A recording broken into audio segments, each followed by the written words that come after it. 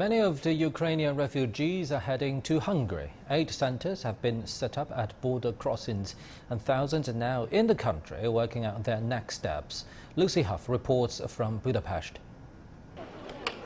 For these arrivals, the long and difficult journey across Ukraine's western border with Hungary is over. From the border, they are transported by minivan to this aid centre in a former primary school and given food, water and fresh clothes. The local mayor says his town needed to welcome those fleeing the conflict with open arms. As we have a big border crossing station in Bereg-Suranyi, it was obvious that we had to set up a refuge here. In the beginning, we didn't think that many people would come to the village, but we're seeing masses of refugees now. But Hungary's border crossings are for most people just a temporary stop.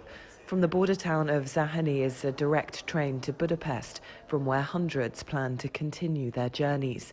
Angela is a school teacher from the eastern Ukrainian city of Dnipro.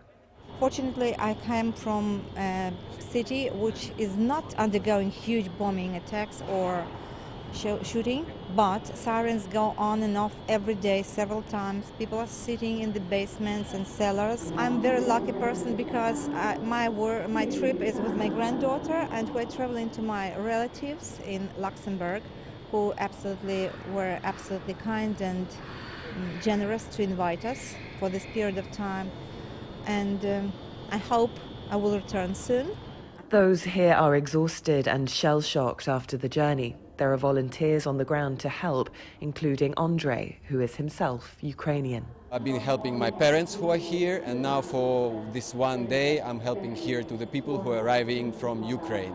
It's pretty chaotic, I must say. It's chaotic because it's not much centralized, but there are so many volunteers that we kind of can hold it. The municipality of Budapest is also helping people so they don't have to spend the night in the train station. The youngest arrival here is a 2-week-old baby. Local and international donations have also been pouring in to help the hundreds of thousands who've been displaced. Businesses and enterprises are also doing their bit to help. A number of rail services like SMBC and Deutsche Bahn are offering free railway services to anyone who has left Ukraine to help them with their onward journey from hubs like this one in Budapest to elsewhere in Europe. It's been just over a week since Russia's military action started in Ukraine, uprooting the lives of its citizens. The journey to get here to Budapest has been long and the future still uncertain. Hough, CGTN, Budapest.